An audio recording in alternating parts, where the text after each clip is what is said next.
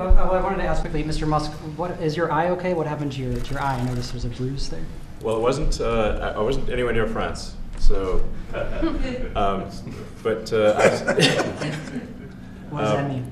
No, I didn't notice his First lady of France. Getting slapped. I didn't notice. Yeah, no, I was just horsing around with Little X, and I said, "Go ahead, punch me in the face," and he did. Turns out, even a 5-year-old punching you in the face actually does. That was X that did? Yeah. X could do it. If you knew X, he I could saw his do mom it. right now. But I didn't really feel much at the time, and then I guess it bruises up. But I was just horsing around with the kids. I didn't basically. notice it, actually. What happened to Elon Musk's face? That's what people were asking after he showed up in the Oval Office with a black eye. Standing next to Donald Trump inside the most powerful room in the world, Elon Musk looked like he had just walked out of a fight. And then it got even weirder. A reporter asked about the black eye, and Elon's response made the whole room burst into laughter. Let's go back a bit. Elon had been working with Donald Trump as a special government employee. The law says people in that role can only work 130 days a year. So this was Elon's last official day in that position, for now. To thank him, Trump gave Elon a huge key to the White House. Not a joke. A real key. Trump smiled and said, "You're welcome back anytime." The press didn't like it. They were already unhappy with Elon and Trump teaming up. And now, Elon was at the center of attention again. This time because of a mysterious bruise. It started when Elon walked into the White House carrying his son, Little X, on his shoulders. Then something hilarious happened. A reporter from the New York Times tried asking a question. But Little X raised his tiny hand and said, "Be quiet." The room laughed. Then came a more serious question. A New York Times reporter asked Elon about a new article claiming he was using drugs like ketamine and mushrooms. No hard evidence. It's kind of a rough last day in government for Elon Musk, who showed up to the Oval Office for some kind of send-off with a black eye, just hours after new bombshell reporting on allegations of his voracious drug use. In a lengthy article citing people familiar with his activities, the New York Times reports that Musk's drug consumption went well beyond occasional use. He told people he was taking so much ketamine, a powerful anesthetic, that it was affecting his bladder, a known effect of chronic use. I learned that today from the New York Times, didn't know that. He took ecstasy and psychedelic mushrooms, and he traveled with a daily medication box that held about 20 pills, including ones with the markings of the stimulant Adderall, according to a photo of the box and people who have seen it. Just rumors and anonymous sources. Elon didn't lose his cool. He smiled, then fired back. "Wait," he said, "is that the same New York Times that got a Pulitzer Prize for false Russia Gate reporting? The same one a judge just ruled against?" The room exploded with laughter. Even Donald Trump was smiling, clearly impressed. Elon continued roasting the Times. You had to deal with all the slings and arrows during your time at Doge. There's this. Well, some of the people, some of the media organizations in this room were the slingers. Well, so there is a New York Times report today that accuses you of blurring the line between. Is the New York Times, is that the same publication that got a Pulitzer Prize for false reporting on the Russiagate? Is it the same organization? I gotta check my Pulitzer counter. It is. I think the judge just ruled against the New York Times for their lies about the Russiagate hoax, and that they might have to give back that Pulitzer Prize. That New York Times? Let's move on. Okay, then next question.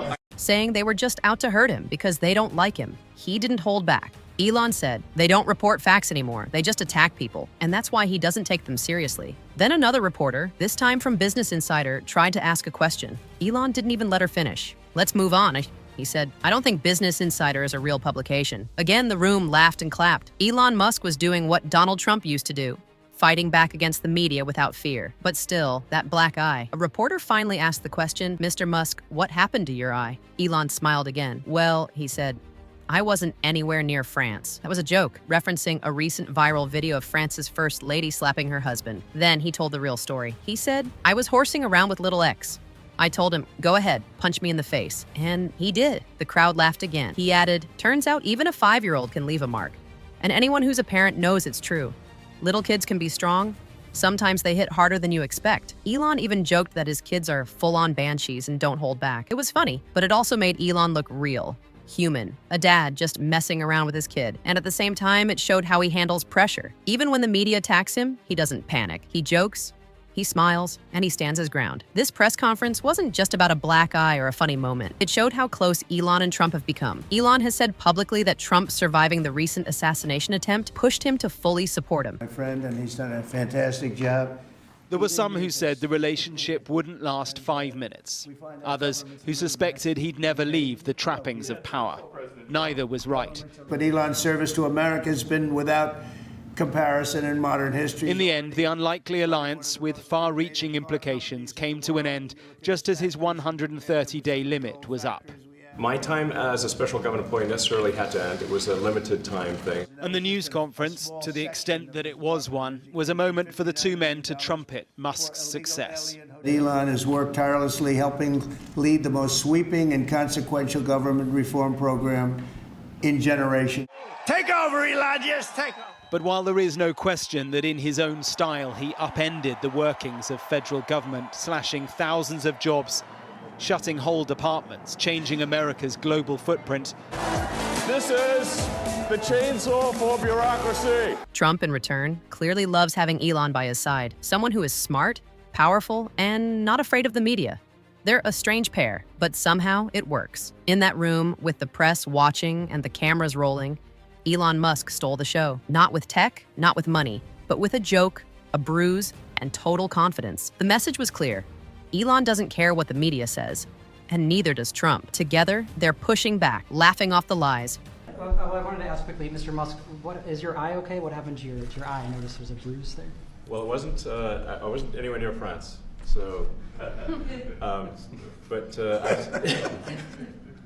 that mean? No, I didn't notice his eye. First Lady of France. getting slapped. I didn't notice.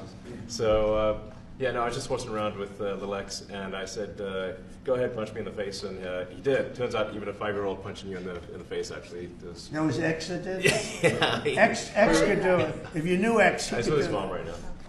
But I didn't really feel much at the time, and then I guess it bruises up. But I just watched around with the kids. I didn't basically. notice it, actually. Social influence will only grow stronger. It's I'd liken it to sort of Buddhism. It's like a way of life. So it is permeating throughout the government, and I'm confident that over time we'll see $1 trillion of savings and a reduction in $1 trillion of waste and fraud reduction. Thank you. The parting gift from president to the world's richest man, a key. It wasn't clear why. Maybe a key to the White House, because he'll be back and forth, we're told. I expect to continue to provide advice whenever the president would like advice. I hope so. Far from being a news conference, just a few media were allowed in. And walking proudly, even with a black eye. Whether you like them or not, one thing is certain. Elon Musk knows how to own the room. And next time he shows up at the White House, don't be surprised if little X comes too, swinging. If you enjoyed this video, make sure to hit that like button and subscribe for more updates on Elon Musk, Donald Trump, and all the wild moments the media doesn't want you to see. What do you think happened to Elon's eye? Do you believe his story? Or is there more to it? Drop your thoughts in the comments below. We read everyone. And don't forget to turn on notifications so you never miss a moment when the powerful push back. Thanks for watching, and we'll see you in the next one.